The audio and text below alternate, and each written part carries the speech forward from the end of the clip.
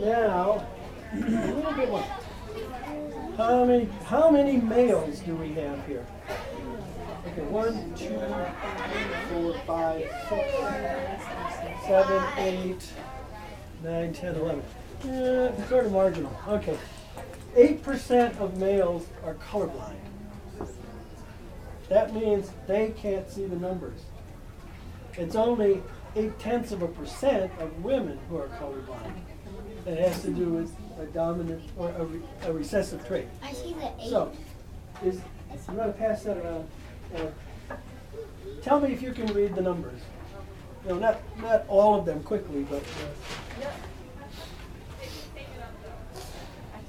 But there's a way that we can make you colorblind. We just pick the right filter. I can see him. I think this one works pretty well. So I have some Kodak filters for very pure colors. This one is green. The most common color blindness is called red-green. The person who has this color blindness is missing one of the pigments that detects either the red or the green. I think it's usually missing the red pigment. Oh, careful, guy. So why did we make stop and go lights red and green? That's why we're now blue-green. What? Yeah, the LEDs that are in the new stoplights, they're blue-green so that the red-green colorblind people can see it. But yeah, it was terrible because they also used to have them level, and then the colorblind person would say it's supposed to be on the right or the left. So then they put them upright, but still it's dicey. Do you see them so far? Yes. Okay. Let's see. Okay. Try this one on the different colors. And some of them are going to be much harder to see through the green.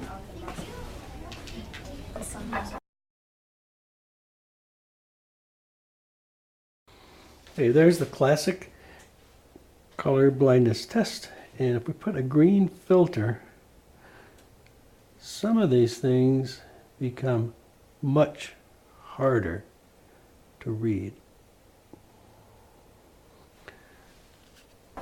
Oops.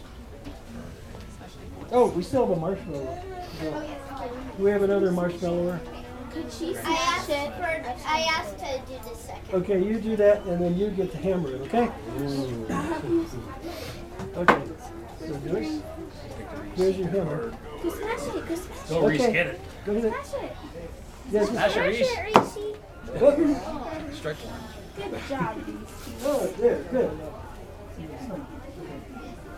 Cold, but not bad. All right. So while that's passing around. No, I'm sorry. Good job, Reese. Because I just haven't read about it. Okay, so nothing up my sleeve. This is just a handy container because I want to put a balloon in liquid nitrogen.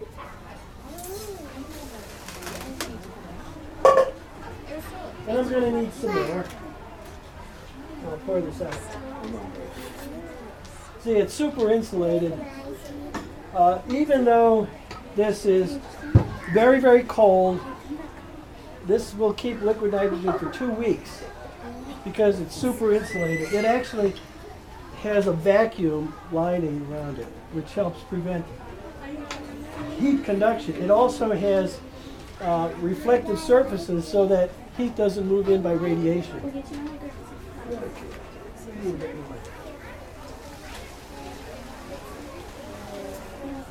Do it?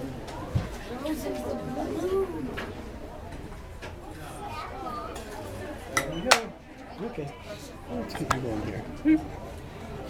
Okay. I hope this will fit. Oh, see what's happening? Oh, you need this out. Geez, on this one I can't see. So what's happening? Why is the balloon collapsing? I didn't see the balloon. Oh, change color. What's happening is we're condensing the air to make liquid air, a mixture of liquid oxygen and liquid nitrogen. You have one yes? Go all the way down.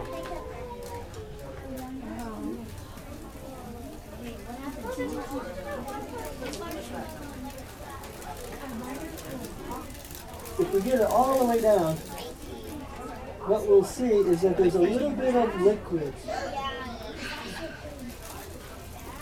at the bottom. Oh my gosh.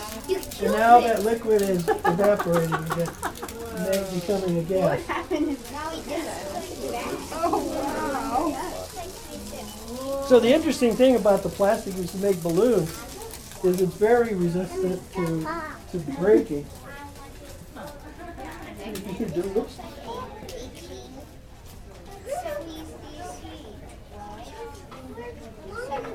Wow. I saw all of them.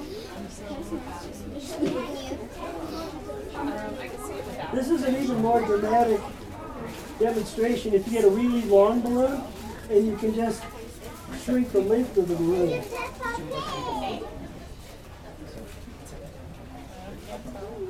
Pretty cool, huh, G?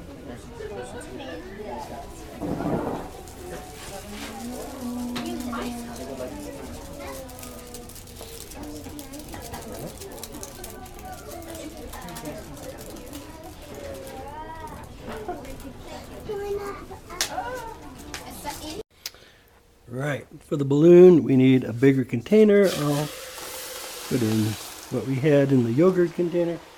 Lots more.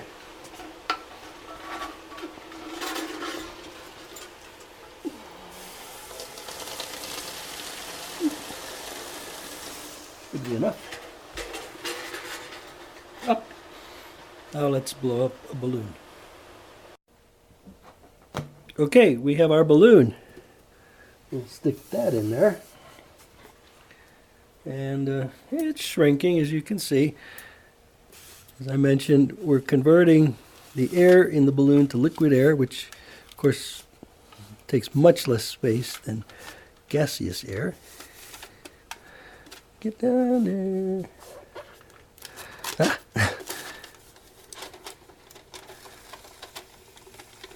Ah. It's crinkling up. Okay.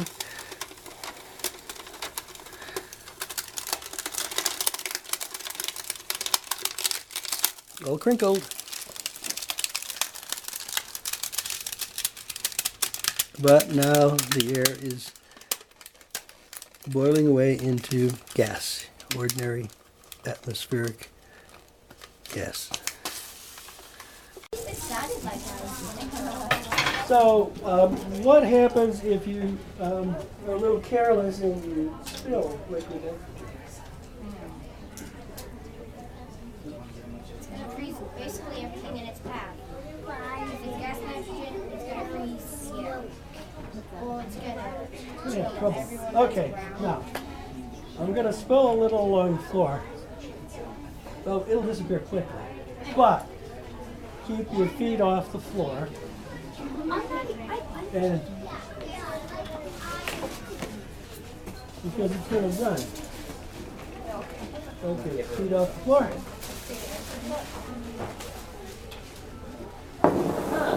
Whoa! So there are little droplets running all around. Oh, do it again. Feel that. And the way they roll is, as soon as they hit a surface that's warm, they make gas, and the gas is a lubricant. It just slides along and make gas. I got this one.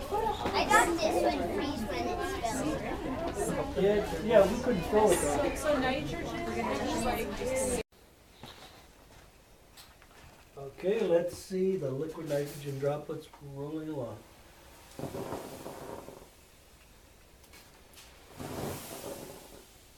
Hard to see the individual droplets on such a background, but they're rolling along on their gas cushion. safe, it's just part of the air. Oh yeah, yeah. The only thing about, okay, is it safe? Okay, this is cold.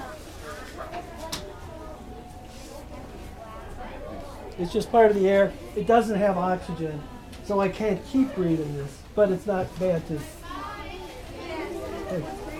It will change my voice a little bit. It's not quite as dense as regular air, but when I was in my graduate work, well, of course we had helium, and so you can make your voice really high. But one fellow was doing an experiment with krypton, which is a noble gas, inert, and very dense. So it makes your voice really low. It's really hilarious to breathe that and then speak. Okay. And yes, I can breathe this.